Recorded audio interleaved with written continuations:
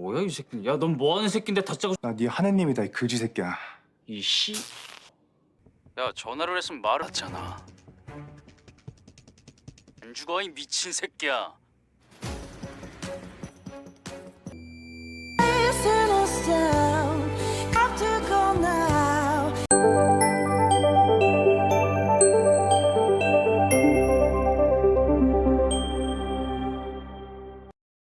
Sebelum tersadar dari pingsannya, Dongju bermimpi bahwa ia sebenarnya sedang dikejar oleh seseorang. Dalam mimpinya, ia terjatuh ke dalam laut, dan itulah yang terlintas dalam pikirannya saat ia bangun, kemungkinan penyebab kecelakaan yang dialaminya. Setelah sadar, ia bertemu dengan Pak Jang, orang yang menyelamatkannya.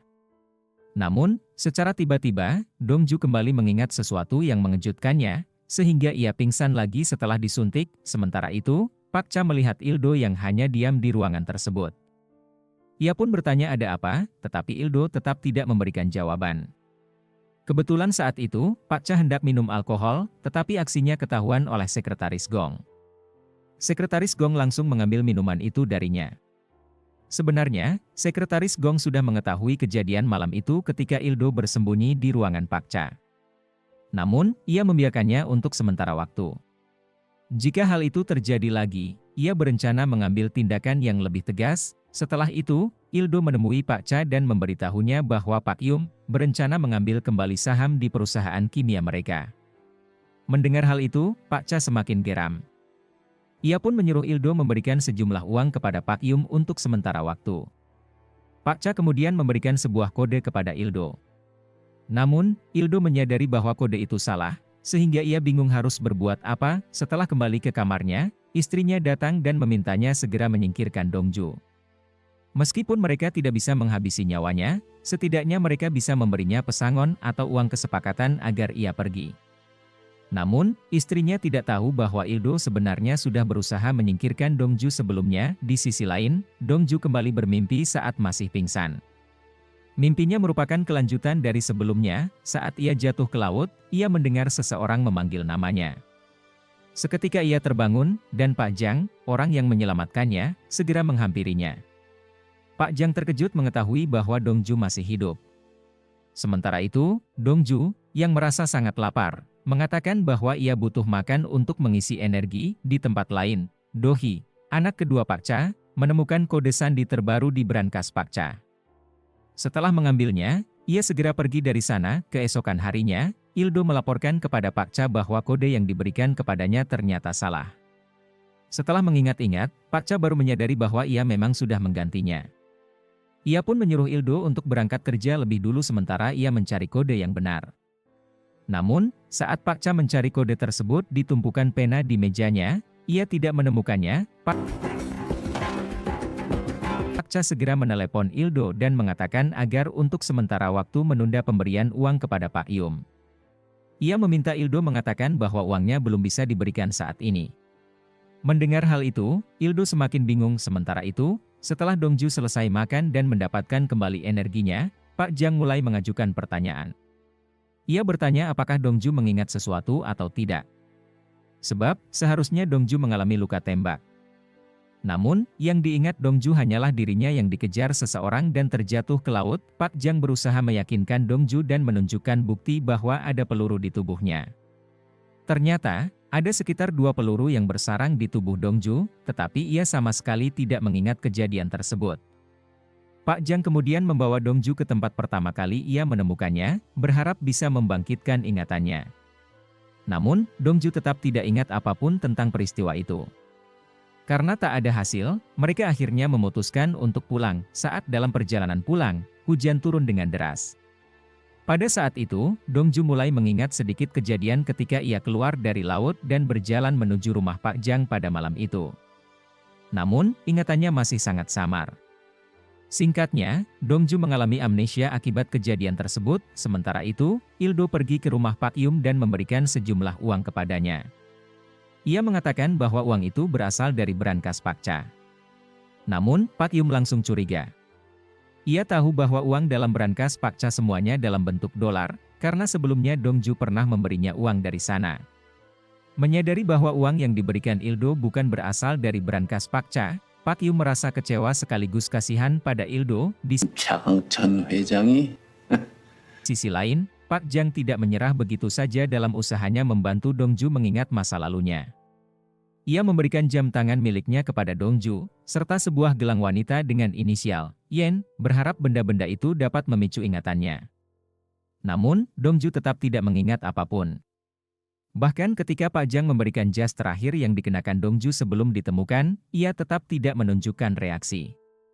Terakhir, Pak Jang memberikan ponsel milik Dongju dan memintanya menyalakannya. Saat ponsel dinyalakan, hanya ada satu nomor yang tersimpan di sana. Sebenarnya, ponsel itu masih dipegang oleh Unam, tetapi ia sempat meletakkannya sebentar karena ibunya memanggilnya. Unam diminta pulang oleh suaminya, tetapi ia tidak terima. Di tempat lain, Dongju mencoba menelepon nomor yang tersimpan di ponselnya. Kebetulan, suami Unam sedang berada di kamar dan mengangkat telepon tersebut. Begitu mendengar suara Dongju, ia langsung marah dan memaki-makinya. Saat Dongju hendak menjelaskan sesuatu, ponselnya tiba-tiba rusak. Sementara itu, Unam pergi menemui Pak Cha yang dengan tegas mengatakan bahwa jika Unam tidak mau menurut, maka saham yang diberikan kepadanya akan ditarik kembali. Ia tidak bisa memiliki Dongju dan saham sekaligus, ia harus memilih salah satu. Suami Unam kemudian memberikan ponsel itu kepada ibu Unam dan mengatakan bahwa Dongju baru saja meneleponnya dengan menggunakan nama yang berbeda. Percakapan mereka didengar oleh sekretaris Gong. Tak lama kemudian, Unam datang dan melihat ponselnya ada di tangan ibunya. Saat ia meminta kembali ponselnya, ibunya menolaknya dan malah menyimpannya. Masih penasaran dengan asal-usulnya, Pak Jang mengajak Dongju pergi ke warnet. Ia berharap mereka bisa menemukan informasi atau petunjuk penting di sana, mungkin saja ada berita atau kasus yang berkaitan dengan Dongju, yang selama ini dicari oleh seseorang. Namun, setelah mencari di internet, mereka tidak menemukan satupun artikel yang berkaitan dengan Dongju. Hal ini wajar karena nama yang mereka gunakan bukanlah nama asli Dongju. Pak Jang kemudian kembali bertanya kepada Dongju apakah ia benar-benar tidak ingin melapor ke polisi. Namun, Dongju menolak. Di saat yang sama, Pak Jang menerima telepon dari temannya yang memperbaiki ponsel Dongju. Ponselnya sudah selesai diperbaiki, jadi Pak Jang segera pergi mengambilnya. Saat menyerahkan ponsel itu, ia mengatakan kepada si tukang servis bahwa Dongju adalah adiknya. Setelah itu, mereka kembali menggunakan ponsel tersebut. Keesokan paginya, Il-do melaporkan kepada Pak Cha bahwa pihak pengelola pantai telah menghubungi perusahaan mereka. Mereka mengatakan bahwa Dongju sebelumnya memesan kapal pesiar, tetapi kapal itu tidak pernah dikembalikan. Hal ini membuat Pak Cha curiga. Ia segera memerintahkan Il-ni untuk mencari tahu keberadaan Dongju. 서동주가 없으니까 Di sisi lain, istri Il-do mendesaknya untuk menelepon Dongju menggunakan ponsel yang sebelumnya diberikan oleh Hijul. Namun, Il-do menolak dan berkata bahwa ia akan melakukannya besok saja. Istrinya tidak terima dan bersikeras bahwa jika Il-do tidak menelepon sekarang, ia tidak akan tidur malam itu. Akhirnya, Il-do mengalah dan menelepon nomor tersebut. Saat panggilan tersambung, betapa terkejutnya ia mendengar suara Dongju yang selama ini dianggap telah menghilang. Namun, Dongju sendiri tidak mengatakan apapun, ia hanya tersenyum, tampak senang. Il-do akhirnya menyadari bahwa Dongju masih hidup, yang berarti posisinya aman untuk mendapatkan password brankas Pak Cha. Walaupun ia tahu bahwa Dongju kehilangan ingatannya, ini tetap menjadi keuntungan baginya. Namun, tiba-tiba ia mematikan teleponnya begitu saja, membuat Pak Jang dan Dongju bingung.